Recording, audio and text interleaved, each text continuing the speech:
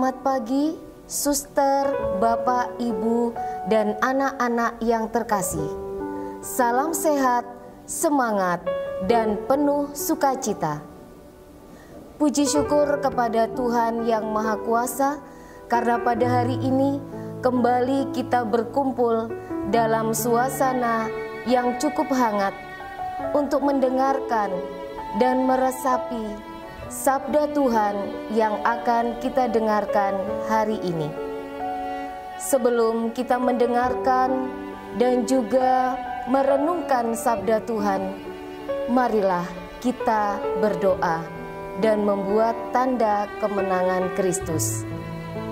Dalam nama Bapa, Putra, dan Roh Kudus. Amin.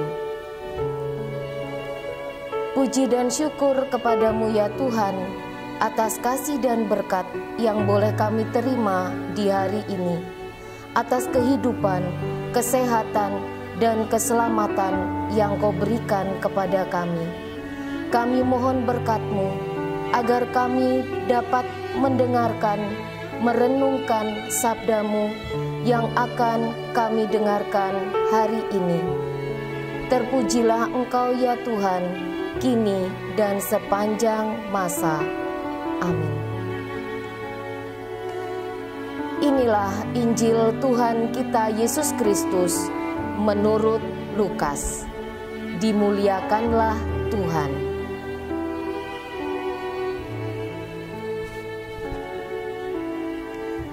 Tidak ada orang yang menyalakan pelita lalu menutupinya dengan tempayan atau menempatkannya di bawah tempat tidur, tetapi ia menempatkannya di atas kaki dian, supaya semua orang yang masuk ke dalam rumah dapat melihat cahayanya. Sebab tidak ada sesuatu yang tersembunyi yang tidak akan dinyatakan, dan tidak ada sesuatu yang rahasia yang tidak akan diketahui dan diumumkan. Karena itu, perhatikanlah cara kamu mendengar. Karena siapa yang mempunyai, kepadanya akan diberi. Tetapi siapa yang tidak mempunyai, daripadanya akan diambil juga apa yang ia anggap ada padanya. Demikianlah Injil Tuhan. Terpujilah Kristus. Suster, bapak, ibu, dan anak-anak yang terkasih, setelah kita mendengar sabda Tuhan, marilah kita mencoba merenungkannya dalam sebuah ilustrasi berikut ini. Menjadi berkat bagi sesama. Dasar kitab suci yang disampaikan, tidak ada orang yang menyalakan pelita lalu menutupinya dengan tempayan atau menempatkannya di bawah tempat tidur, tetapi ia menempatkannya di atas kaki dian, supaya semua orang yang masuk ke dalam rumah dapat melihat cahayanya. Diambil dari Injil Lukas bab 8 ayat 16. Suster, bapak, ibu, dan anak-anak yang terkasih, sebuah kisah yang akan saya sampaikan hari ini. Seorang anak yang bernama Michelle. Dia adalah murid kelas 2 SMP di sebuah sekolah Katolik. Ia tergolong sebagai murid yang mumpuni dalam bidang-bidang pembinaan di sekolahnya. Olahraga, pengetahuan, dan kepanitiaan menjadi nilai unggulnya.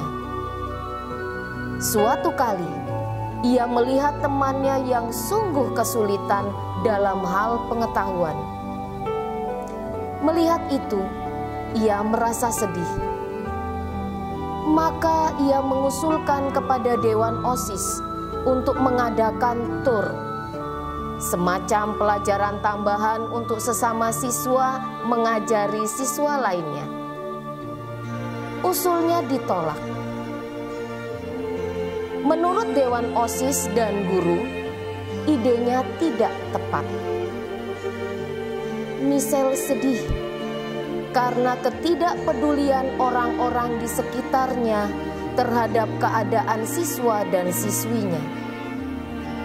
Ia memutuskan untuk mundur dari OSIS dan mengajak teman-teman yang ingin belajar untuk ikut belajar bersama dia. Di akhir tahun, semua teman seangkatannya naik kelas.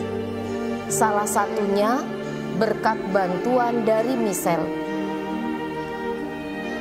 Kemudian Dewan Guru memutuskan bahwa di tahun ajaran berikutnya akan diadakan tutor secara resmi.